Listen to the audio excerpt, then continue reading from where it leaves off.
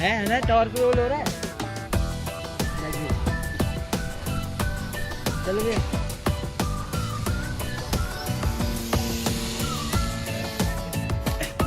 इसका आपको रीज़न बता दूँ, ये एक साइड जो है झुका, वो इसका रीज़न क्या होता है, जब भी एक प्रोपेलर घूम रहा है एक साइड, तो जो उससे अटैच्ड बॉडी है ना, वो अपोजिट साइड। न्यूटन्स का थर्ड लॉ आप लोगों ने तो सुना ही होगा कि हर एक रिएक्शन का एक अपोजिट रिएक्शन होता है। तो जैसे कि प्रोपेलर अगर आपका क्लॉकवाइज घूमना है, क्लॉकवाइज का मतलब होता है जो क्लॉक की डायरेक्शन में रोटेशन, अगर ये क्लॉकवाइज घूम रहा है तो जो बॉडी होगी एंटी क्लॉकवाइज है, अपोजिट डायरेक्शन। और अगर ये एंटी क्लॉकवाइज घूम रहा है तो जो बॉडी होगी दूसरी साइड। ठीक है, इस चीज़ को हम लोग कट आउट करने के लिए इसको थोड़ा सा एंगल पे लगाते हैं, 30 to 15 डिग्री के बीच के अंदर को बनाएंगे। जो यहाँ पे आप इस चीज़ को देखो ना, यहाँ पे ये जो ये एरिया,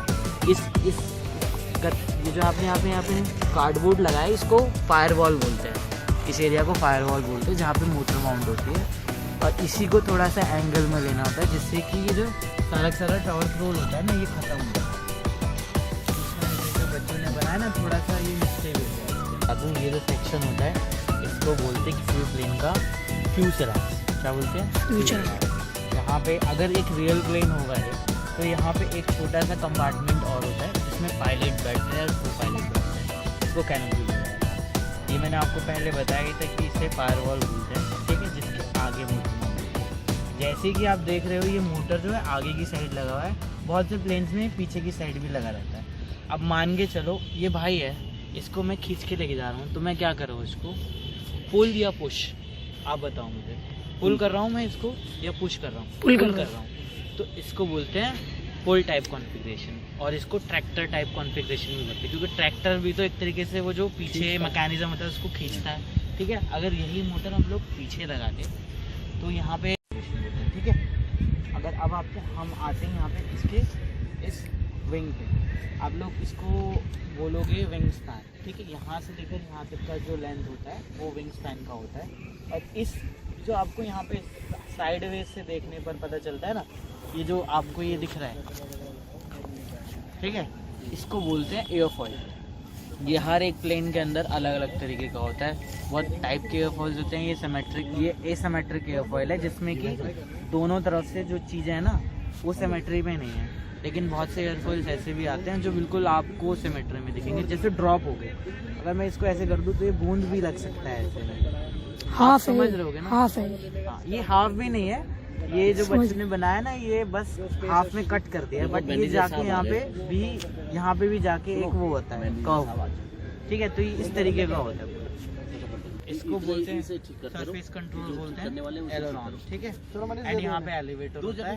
यहाँ पे हम एक और सरफेस कंट्रोल भी लगा सकते हैं जिसको रडार बोलते हैं, अभी हमने वो लगाया है।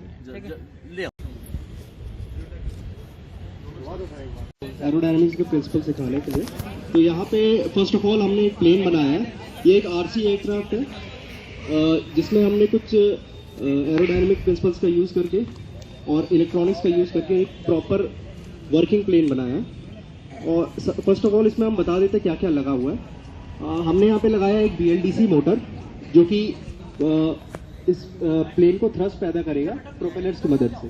और उसके बाद हमने एक ESC दिया है जिसे कहते हैं speed controller. Electronic speed controller का काम होता है कि मोटर्स को कितनी स्पीड देना है और किस डायरेक्शन में देना है, वो हमें इलेक्ट्रॉनिक स्पीड कंट्रोलर्स की मदद से पता लगता है।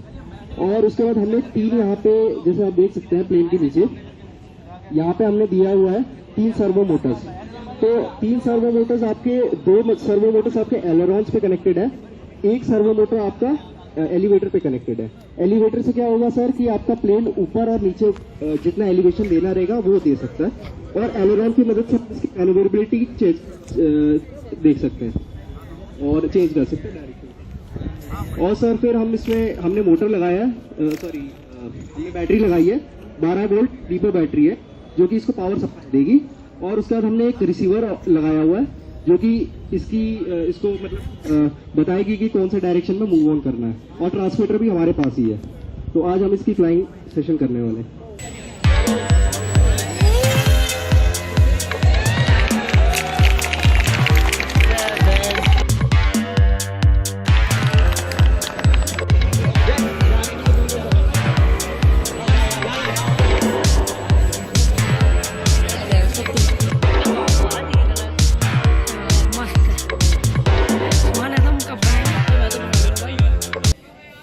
बच्चों ने बनाया है टीचर शर्मा की गाइडेंस है, उसके लिए बहुत बहुत बधाई।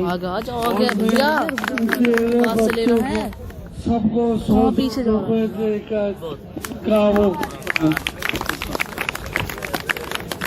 शर्मा जी उनके साथियों की देखरेख में बच्चों ने जो एक भागीरथी प्रयास किया है, मैं उसके लिए सबको शुभकामनाएं देता हूं।